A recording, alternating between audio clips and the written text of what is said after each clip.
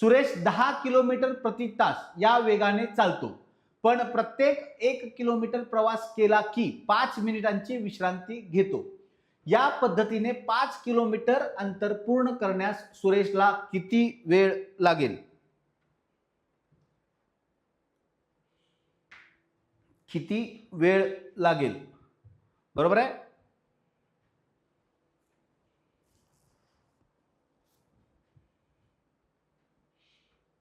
बघा स्पीड काय दिलेला आहे सुरेशचा वेग काय दिलेला आहे तुम्हाला?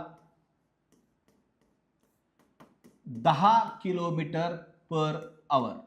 बरोबर आहे का? यस. चालतो किती वेळ, किती अंतर जायचं त्याला? 5 किलोमीटर अंतर जायचं आहे. बरोबर आहे. 5 किलोमीटर अंतर जायचं आहे. पण प्रत्येक किलोमीटर गेल्यानंतर 5 मिनिटं विश्रांती घेतो. म्हणजे 5 किलोमीटर मध्ये तो 4 वेळा विश्रांती घेईल. कळते का? 5 किलोमीटर चालताना तो 4 वेळा विश्रांती घेईल. म्हणजे 5 चोक 20. 20 मिनिटं तो काय करतो? विश्रांती घेतो. विश्रांती किती घेतो? 20 मिनिट विश्रांती घेतो का बघा. बरोबर. 20 मिनिटं विश्रांती घेतो. बरोबर आहे. मग प्रवासाचा वेळ किती आहे त्याचा? प्रवासाचा वेळ किती आहे? मग वेळ काढण्यासाठी आपल्याला काय फॉर्म्युला आहे? D = TV. आपल्याला काय काढायचं आहे? वेळ काढायचं ना. मग T = distance divided by speed. अंतर किती आहे आपल्याला चालणारं? बघा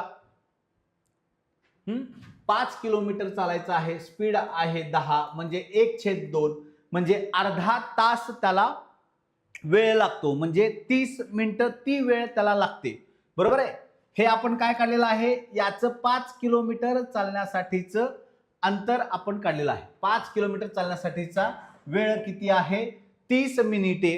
पण आपल्याला एक कंडिशन काय दिली आहे? 1 किलोमीटर चालल्यानंतर तो 5 मिनिटं विश्रांती घेतो. मग विश्रांतीसाठीची वेळ किती आहे? 20 मिनिटं. मग आपण हे 30 मिनिट अधिक 20 मिनिट एवढा वेळ पूर्ण त्याला लागेल. विश्रांतीची वेळ पण यात पूर्ण ऍड करावं लागेल आपल्याला. बरोबर आहे. म्हणजेच तुमचं किती वेळ लागतोय? 50 मिनिटे. डी. इथंपर्यंत उत्तर आलं की लगेच 30 मिनिटे. दिसल्या मारायचं नाही उत्तर लगेच.